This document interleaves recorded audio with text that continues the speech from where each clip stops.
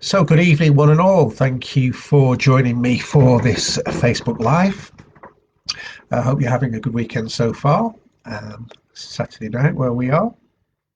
So this Facebook Live, I've been kind of prompted to talk about the truth in relationships. And this is something that is quite common to talk about within the bounds of therapy and dealing with people and couples, because often couples come to therapy because there's a wedge between them, and those wedges are often caused by either lack of communication or telling porkies, telling lies, basically.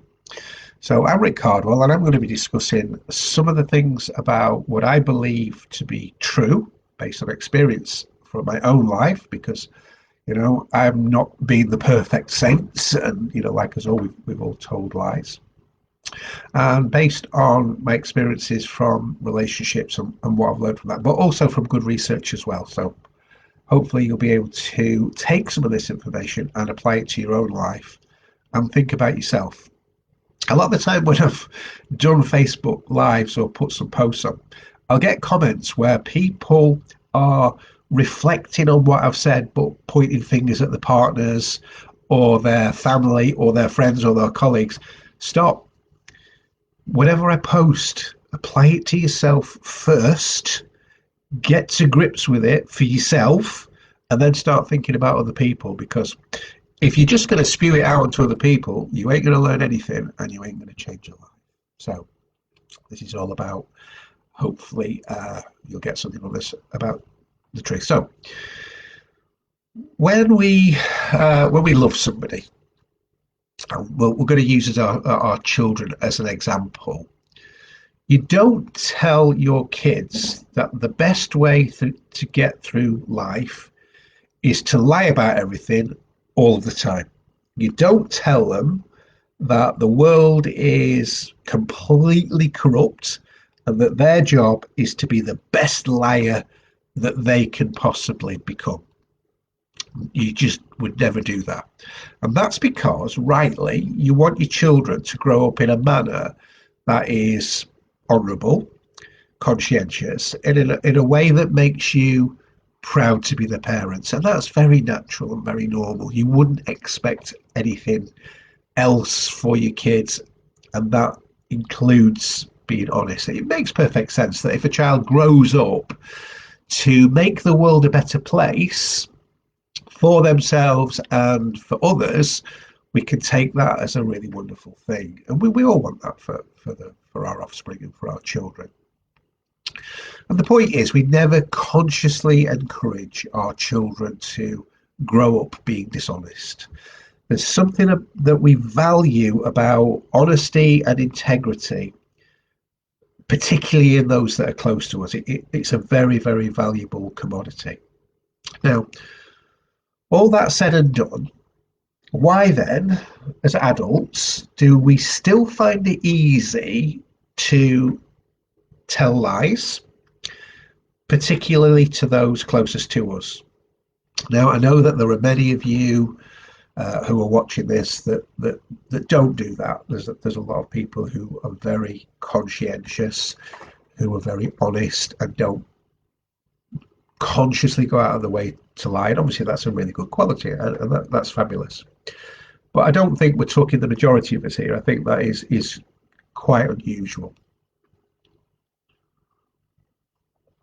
But what a lot of us do is we put a lot of our attention, let's say, into being what other people want us to be or what we want them to see us as.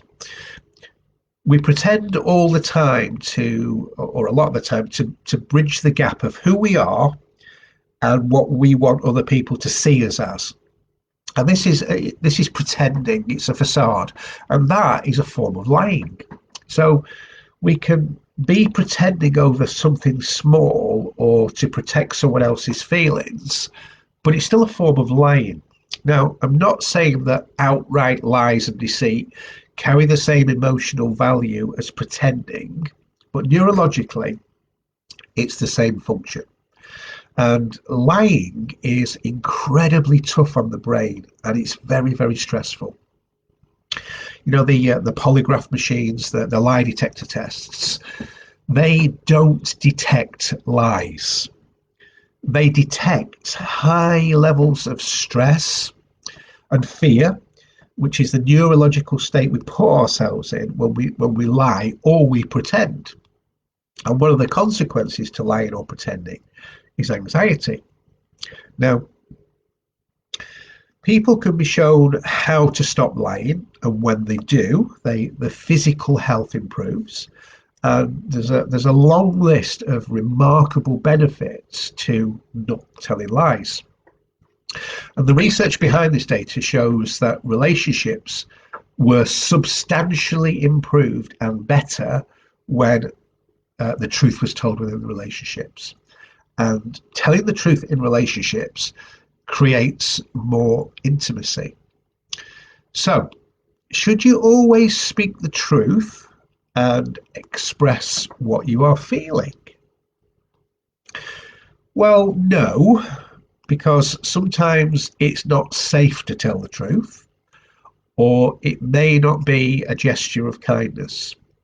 There's a difference between um, being truthful to maliciously hurt someone and hurting someone because a truth needs to be heard. And there's a clear, a difference in attitude, I guess, with those two things. So there's a really unpopular question that gets asked in relationships occasionally. That question is usually asked by the female, and the question is, do I look big in this?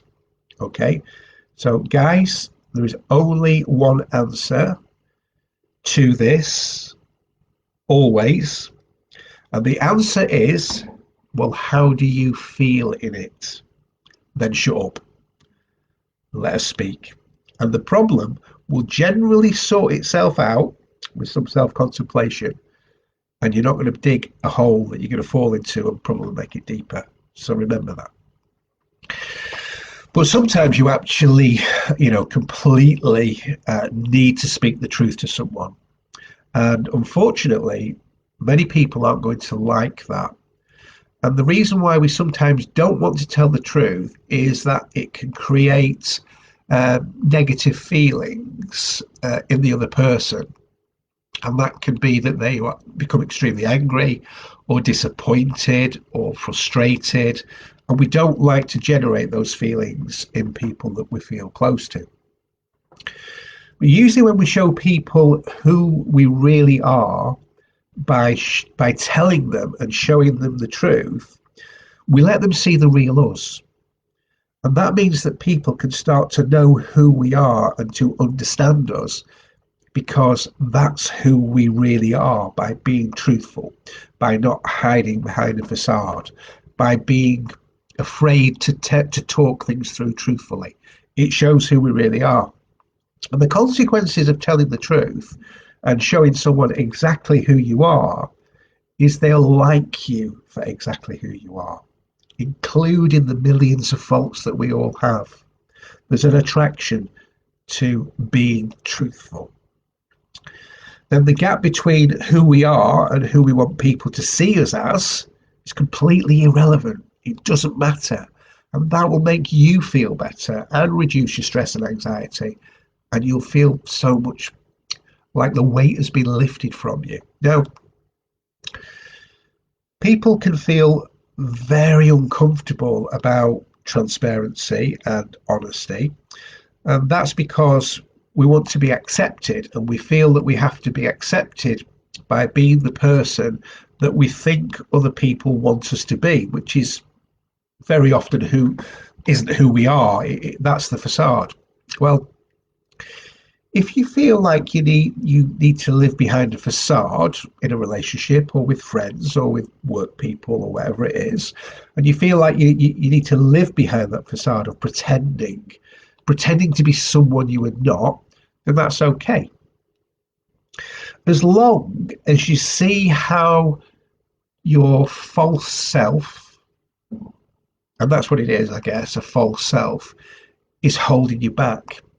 Because that facade, that false self, will rob you of some of the deep, meaningful emotions that are valuable and necessary to having a happy and healthy existence, or a great relationship, or a well connected family. Now, I work with couples who have to learn to tell the truth. Telling the truth takes a lot of courage most of the time, and there's a lot of reasons for that. But but learning to tell the truth is so liberating, and although it's difficult, although it's painful, it makes them feel so much better about themselves because the truth removes the stress and the pressure and the fog of living the lie. Physiologically, that's so good for you, as well as mentally and cognitively. There's well, infinite value to that.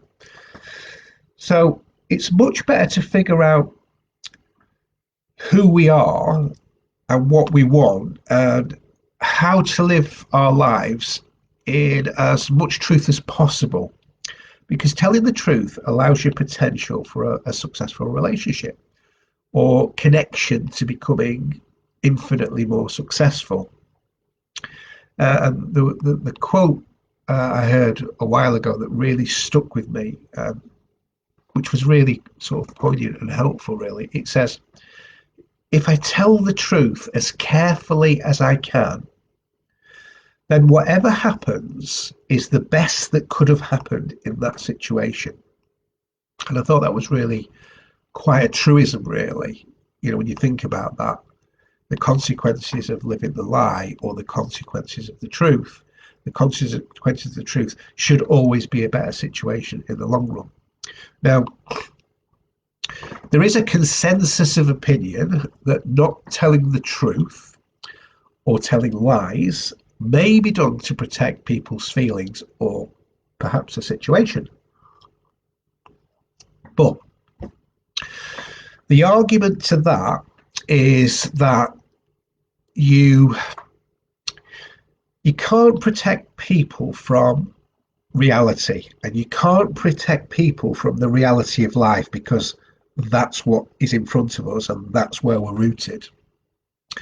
And sooner or later, the reality of life always catches up. It always catches up with you, it catches up with me, it catches up with every situation, because that is the reality of how we live. And it's only when people grasp the truth and accept it, and particularly in a therapeutic situation, that they can then be set free from a lot of torment and confusion.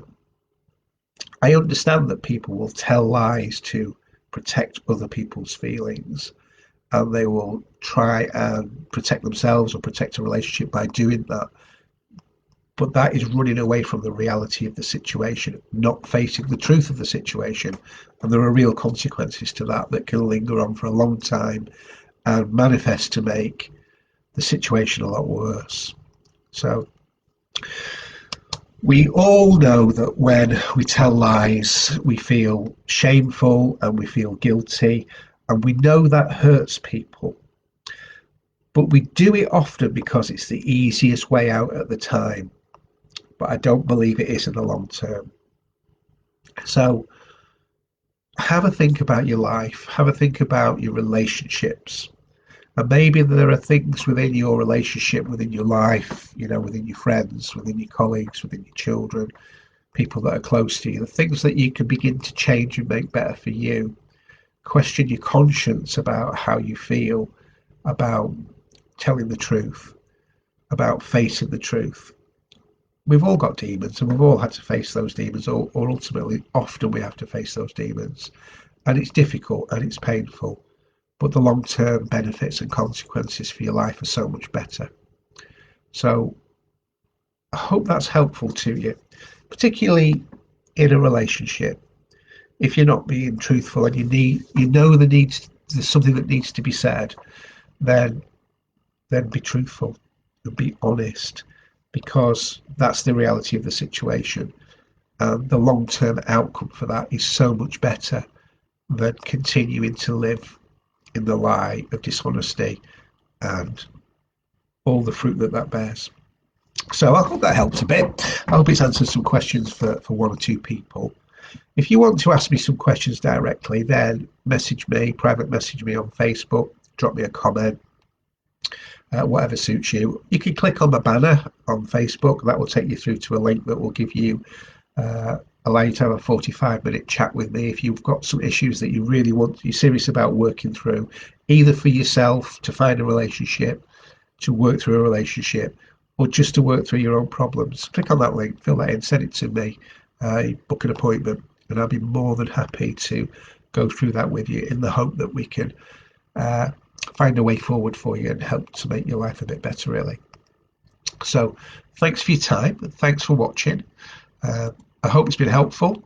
Give me some comments, give me some thumbs up, give me some thumbs down, whatever suits you, and I will see you in the next Facebook Live. Thank you for watching. See you later.